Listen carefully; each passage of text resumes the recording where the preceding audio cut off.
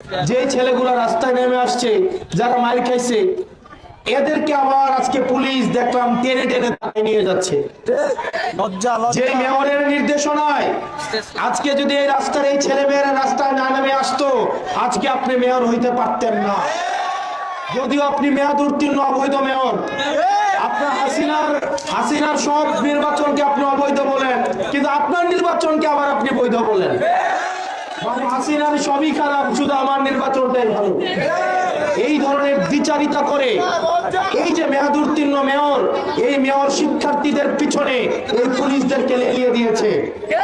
আর police ভাইরা, আপনাদেরকে কি বলবো, প্রত্যেকটা দিন আমরা আমাদের জায়গা থেকে পুলিশের স্বাধীনতা এবং সুরক্ষা নিশ্চিত করতে চাই।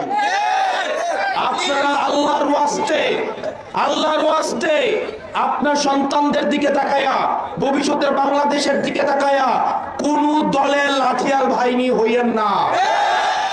পুলিশ লীগের পরিণতি আপনারা দেখেছেন, দয়া করে পুলিশ দল হওয়ার দরকার নাই। আপনারা লীগের পুলিশ হয়ে কি পরিণতি হয় সেটা আপনারা দেখেছেন। যদি আপনারা দলের পুলিশ হইতে যান, তাহলে পরিণতি কিন্তু খুব ভালো হবে না।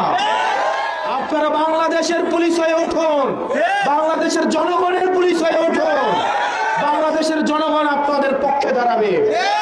প্রিয় পুলিশ ভাইয়েরা, আমরা আপনাদের পক্ষে, আমরা চাই, আমরা জানি আপনাদের পেশাগত অনেক সীমাবদ্ধতা আছে, আমরা জানি আপনাদেরকে বিভিন্ন ভাবে ফোর্স করা হয়, আপনাদেরকে আনলফুল অর্ডার বাস্তবায়ন করার জন্য চাপ প্রয়োগ করা হয়, পোস্টিং প্রমোশনকে বন্ধ করায় দেওয়ার কথা বলা হয়, খাগড়াছড়ি বান্দরবান পাঠানোর হুমকি দেওয়া হয়।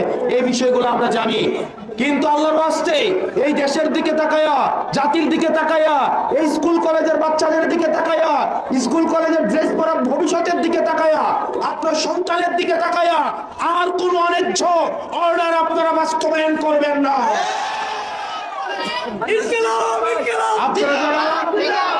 আপনারা যারা বাংলাদেশের পুলিশের পোশাকটা গায়ে দেন, এটা আপনাদের অনেক বড় দায়িত্ব এবং সম্মানের। আপনাদের মেধা এবং যোগ্যতা দিয়ে আপনারা চাকরি পেয়েছেন।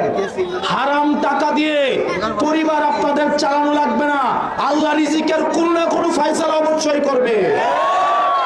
প্রিয় পুলিশের ভাইয়েরা, আপনারা জনতার পুলিশ হন, বাংলাদেশের পুলিশ হন, আপনারা বাংলাদেশ আপনাদেরকে ধারণ করবে।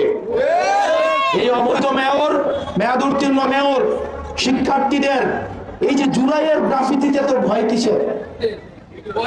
এত ভয় কিসের? কারণ যারা এখন পালাই আছে, দেখবেন একটা দল আছে না, নিজেরা পালাই থাকে, তারা নিজেরা পালাইতে দৌড়াইতে আবার বলে